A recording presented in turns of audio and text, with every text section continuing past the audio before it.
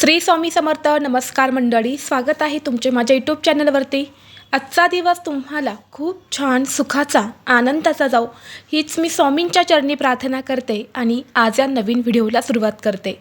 उद्या 26 मार्च वार गुरुवार आणि या दिवशी आलेले आहेत श्रीरामनवमी. या श्रीरामनवमीच्या दिवशी प्रभू श्रीरामांचा जन्म झाला आणि हा जन्म उत्सव साजरा करण्याचे कारण म्हणजे त्यांच्याकडून प्रेरणा घेत आपण आपल्या आयुष्यात आपल्या अवतीभोवती आपल्या कर्तृत्वाने रामराज्य उभं करायचे. त्यासाठी हा दिवस म्हणजे एक सकारात्मकतेला सुरुवात. प्रभू श्रीराम हे एक भगवान विष्णूंचाच अवतार आहे. प्रभू श्रीराम यांचे आयुष्य म्हणजे भयंकर प्रतिकूलता. अयोध्येचा राजा दशरथ यांच्या पोटी जन्माला येऊनही या राजकुमाराला एकूण 14 वर्ष वनवास भोगावा लागला. नंतर वडिलांचा मृत्यू झाला, त्यानंतर पत्नीचा विरह, नंतर मुलांचा विरह, म्हणजेच सर्वसामान्य मनुष्याच्या वाटेला यावं असं दुःख त्यांनी सहन केलं आहे. तरीसुद्धा त्या परिस्थितीत त्यांनी अमान्य कर्तृत्व दाखवून स्वतःला मर्यादा पुरुषोत्तम सिद्ध केलं होतं. आणि म्हणून अशा प्रभू श्रीरामांचा आदर्श आपल्या समोर आपल्या डोळ्यासमोर ठेवावा आणि प्रत्येक प्रतिकूल स्थितीचा खंबीरपणे सामना करावा. यासाठी बुद्ध कौशिक ऋषी त्या श्रीरामाला शरण जाऊन प्रार्थना करा असे सांगतात. त्यांनी लिहिलेलं श्रीरामरक्षा स्तोत्र या दृष्टीने अतिशय परिणामकारक आहे. श्रीरामरक्षा स्तोत्र रोज म्हटली तर जिभेला वळण लागते, वाणी सुधारते आणि नमूद केल्यानुसार प्रभू श्रीराम आपले संरक्षण करतात. प्रभू रामचंद्र आदर्श पुरुष होते. त्यांचे गुण आपल्या अंगी यावेत यासाठीच त्यांची श्रीरामनवमीच्या दिवशी पूजा करणे सर्वश्रेष्ठ मानले जाते. कर्तव्य तत्परता, आदर्श पती, आदर्श भाऊ म्हणजेच आदर्श बंधू, आदर्श मित्र, उदाहरणार्थ निस्वार्थी मन असलेला पुरुष, सदाचारी वृत्ती, पितृभक्ती इत्यादी अनेक गुण प्रभू श्रीरामचंद्रांपाशी होते. आणि हेच गुण, हेच अमूल्य धडे आपण आपल्या आयुष्यात उतरवले पाहिजे. आणि म्हणून श्रीरामनवमी हा दिवस धार्मिक दृष्टीने अतिशय महत्त्वाचा आणि शुभ मानला जातो. आणि म्हणून या दिवशी आपल्या ज्योतिषशास्त्रामध्ये सांगितलेले काही प्रभावी उपाय आणि सेवा ह्या आवर्जून केल्या जातात. आज व्हिडिओमध्ये मी तुम्हाला एक अतिशय प्रभावी असा उपाय सांगणार आहे. उद्या गुरुवार श्रीरामनवमीला तुम्ही काहीच नाही केले तरीही चालेल, पण इथे लावा असा एक रामदिवा. हा दिवा लावल्याने घरातील सर्व दोष, दुःख, दारिद्र्य, अडचणी, संकट दूर होऊन घराची खूप भरभराट होईल. सुखाचे दिवस येतील. घरात अखंड लक्ष्मी वास करेल. तर हा दिवा कुठे लावायचा आहे, कोणत्या वेळेत लावायचा आहे याबद्दलची संपूर्ण माहिती या व्हिडिओमध्ये मी तुमच्यासोबत शेअर करणार आहे. त्यामुळे तुम्ही हा व्हिडिओ स्किप न करता शेवटपर्यंत नक्की पहा. चॅनलवरती नवीन असाल तर सबस्क्राईब करा आणि असेच माहितीपूर्व नवनवीन व्हिडिओ पाहण्यासाठी बेल आयकॉनलाही प्रेस करा. तसेच हाई बटन देखील क्लिक करा. आज या व्हिडिओमध्ये मी तुम्हाला जो उपाय सांगणार आहे तर हा उपाय आपल्याला उद्या गुरुवारी श्रीरामनवमीला करायचा आहे. आता हा उपाय कोणत्या वेळेत करायचा आहे तर बघा, नवमी तिथी जी आहे तर ती उद्या 26 मार्चला सकाळी 11:49 सुरू होणार आहे. आणि म्हणून हा दिवा देखील आपल्याला सकाळी 11:49 नंतरच लावायचा आहे. प्रभू श्रीरामांचा जन्म हा श्रीरामनवमीच्या दिवशी दुपारी 12:30 वाजता झाला होता. आणि म्हणून त्यावेळेमध्ये तुम्ही हा दिवा लावला तरीही चालेल किंवा सायंकाळी सुद्धा हा दिवा जो आहे तो तुम्ही लावू शकता. उद्या रामनवमीला तुम्हाला काहीच करणं शक्य नाही झालं तरीही चालेल, परंतु हा एक दिवा जो आहे तो तुम्हाला नक्की लावायचा आहे. हा दिवा जर तुम्ही लावला तर तुमच्या आयुष्यातील सर्व दुःख, संकट, अडचणी नष्ट होऊन तुमच्या आयुष्याचं सोनं हे झाल्याशिवाय राहणार नाहीत आणि तुमच्या घराची खूप भरभराट होईल. कारण हा जो उपाय मी तुमच्यासोबत शेअर करणार आहे तर हा अतिशय प्रभावी आणि सात्विक उपाय आहेत. ज्या पण घरात हा एक उपाय केला जाईल त्या घरामध्ये वर्षभर सुख, शांती आणि समृद्धी नांदेल. त्या घरावर कोणतेही आर्थिक संकट, वाईट संकट, अडचणी, अडथळे हे येणार नाही. कारण दिव्याला आपल्या हिंदू धर्मामध्ये अतिशय शुभ मानले जाते. दिव्याला ज्ञानाचे, प्रकाशाचे आणि दारिद्र्य दूर करण्याचे साधन मानले जाते. आपल्या शास्त्रामध्ये सुद्धा दिव्याला सकारात्मक ऊर्जा प्रदान करणारा आणि आपल्या आयुष्यातील गरिबी, दुःख दूर करणारा मानला जातो. जर उद्या रामनवमीच्या दिवशी हा दिवा जर आपण आपल्या घरात लावला तर या दिव्यामुळे आपल्या आयुष्यामध्ये ज्ञानाचा प्रकाश येतो. सोबतच माता लक्ष्मी ही आपल्या घरामध्ये कायम स्थिर राहील. तसेच हा दिवा लावल्याने आपल्या सर्व इच्छा मनोकामना ह्या देखील पूर्ण होतात. तसेच हा दिवा जर आपण आपल्या घरात लावला तर आपल्या घरात असणाऱ्या व्यक्तींमध्ये राग, द्वेष यासारख्या नकारात्मक भावना या पूर्णपणे नष्ट होतात. सोबतच संकटांचा सामना करण्याचे अथांग बळ जे आहे तर ते आपल्या कुटुंबाला मिळत असते.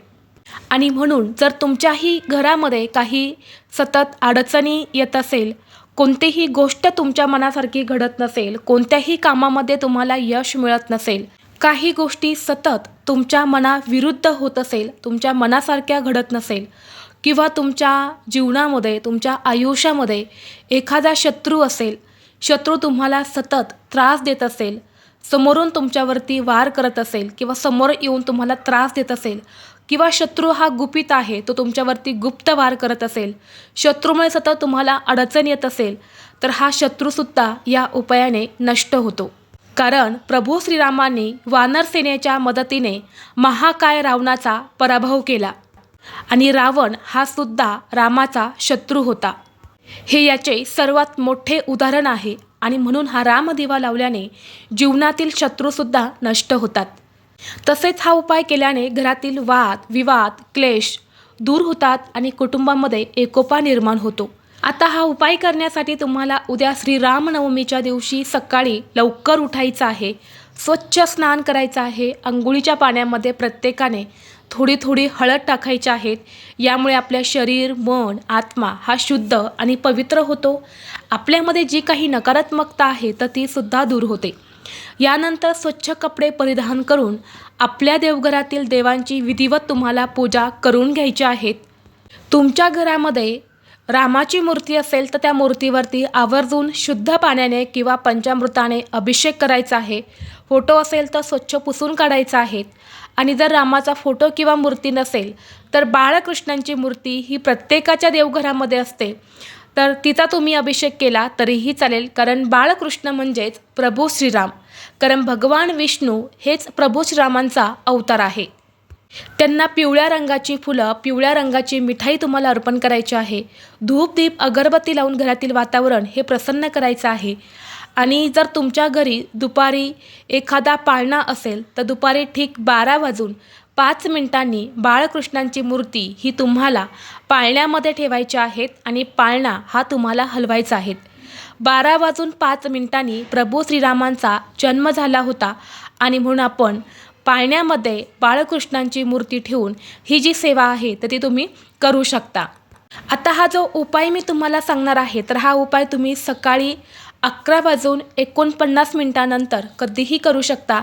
अगदी संध्याकाळी हा उपाय केला तरीही चालेल किंवा ठीक 12:05 तुम्ही हा उपाय केला तरीसुद्धा चालेल. आता उपाय करण्यासाठी तुम्हाला एक दिवा घ्यायचा आहे. मातीची पणती घेतली तरीही चालेल. त्यामध्ये तुम्हाला मोहरीचं तेल घालायचं आहे. मोहरीचं तेल नसेल तर तिळाचं तेल घालू शकता. तिळाचंही तेल नसेल तर जे तेल तुम्ही तुमच्या घरामध्ये दिवा लावण्यासाठी वापरता तर ते तेल त्या दिव्यामध्ये तुम्हाला घालायचं आहे. यानंतर या दिव्यामध्ये आपल्याला दुहेरी कापसाची लांब वात लावायची आहेत आणि वात करताना त्या वातीला थोडंसं हळदी कुंकू लावून ती लाल पिवळी तुम्हाला करायची आहेत. पूर्ण पांढरी वात तुम्हाला त्या दिव्यामध्ये लावायची नाही. यानंतर काय करायचं आहे, हा दिवा घ्यायचा आहे. यासोबतच तुम्हाला एक डाळिंबाचं फळ जे असतं ना ते डाळिंबाचं फळ घ्यायचं आहे. सोबतच तुम्हाला एक विड्याचं पान घ्यायचं आहे आणि या तिन्ही वस्तू घेऊन तुम्हाला हनुमानाच्या मंदिरात जायचं आहे. प्रत्येक गावामध्ये हनुमानाचं मंदिर हे असतंच. असं एकही गाव नसेल की तिथे हनुमानाचं मंदिर नाही. हनुमानाचं मंदिर म्हणजेच तुम्हाला मारुतीच्या मंदिरात जायचं आहे.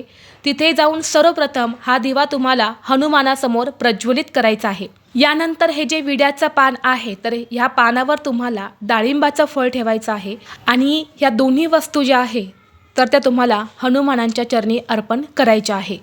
यानंतर दोन्ही हात जोडून तुम्हाला श्रीरामाचं हनुमानांचं नामस्मरण करायचं आहे आणि तिथेच मंदिरामध्ये बसून तुम्हाला एक वेळा हनुमान चालिसाचं पठण करायचं आहे आणि एक वेळा रामरक्षा स्तोत्राचं पठण करायचं आहे. यानंतर दोन्ही हात जोडून तुम्हाला भगवान हनुमानांना आपल्या आयुष्यातील सर्व संकट, अडचणी, दुःख दूर होण्यासाठी, सर्व इच्छा मनोकामना पूर्ण होण्यासाठी मनोभावे प्रार्थना करायच्या आहेत आणि हा उपाय करून तुम्हाला घरी यायचं आहे. तर अशा पद्धतीने हा एक रामदिवा जो आहे तर तो आपल्याला हनुमानांच्या चरणी आवर्जून लावायचा आहे. प्रभू श्रीरामाचे परमभक्त हे हनुमान आहेत. ते अतिशय बलवान आणि शूर होते. तसेच ते भक्ती, निष्ठा, त्याग यांचे प्रतीक देखील आहे. हनुमानांना संकटमोचक, धैर्यवान आणि सर्व भक्तांचे रक्षण करणारे म्हणून सुद्धा ओळखले जाते. आणि म्हणून रामनवमीच्या दिवशी जो व्यक्ती हनुमानांसमोर असा दिवा लावतो त्या भक्ताला प्रत्येक संकटातून भगवान हनुमान बाहेर काढतात आणि त्या भक्तांच्या सर्व इच्छा मनोकामना पूर्ण करतात. आता जर तुमच्या घरापासून हनुमानाचं मंदिर हे खूप लांब आहे, तिथे जाऊन तुम्हाला हा दिवा लावणं शक्यच नसेल, तर मग अशावेळी काय करायचं, तर असाच दिवा तुम्हाला तुमच्या घरामध्ये प्रभू श्रीरामांचा फोटो असेल, बाळकृष्णांचा फोटो असेल तर त्यांच्यासमोर हा दिवा तुम्हाला लावायचा आहे. हे जे विड्याचं पान आणि डाळिंबाचं फळ आहे तर हे सुद्धा तुम्हाला अर्पण करायचं आहे. परंतु मी सांगेल, जर तुम्हाला खरोखर तुमच्या आयुष्यात अडचणी असेल आणि त्या अडचणींचं निवारण व्हावं असं तुम्हाला वाटत असेल तर हा उपाय तुम्ही हनुमानाच्या मंदिरामध्येच जाऊनच करण्याचा जास्तीत जास्त प्रयत्न करा. त्याचबरोबर तुम्हाला तुमच्या घरामध्ये जी लहान मुलं आहेत तर त्या मुलांकडून रामरक्षा स्तोत्र जे आहे तर ते उद्या वाचूनच घ्यायचं आहेत. ज्या मुलांना वाचता लिहिता येतं त्यांच्याकडून तुम्ही वाचून घेऊ शकतात किंवा तुम्ही वाचलं आणि मुलांनी ऐकलं तरीसुद्धा चालेल. रामरक्षा स्तोत्र हे प्रभू श्रीरामांची अतिशय उच्च कोटीची सेवा आहे. ही सेवा केल्याने आपल्या घरातील सर्व समस्या दूर होतात आणि त्यांचा शुभ आशीर्वाद हा आपल्याला प्राप्त होतो. तर ही अत्यंत महत्त्वाची माहिती मला तुमच्यापर्यंत शेअर करायची होती. व्हिडिओ तुम्हाला आवडला तर लाईक करा, चॅनलवरती नवीन असाल तर सबस्क्राईब करा आणि हा व्हिडिओ आपल्या मित्रपरिवारासोबत जास्तीत जास्त शेअर करा. चला तर मग भेटू असंच पुढल्या एका नवीन व्हिडिओमध्ये. तोपर्यंत सर्वांना श्री स्वामी समर्थ.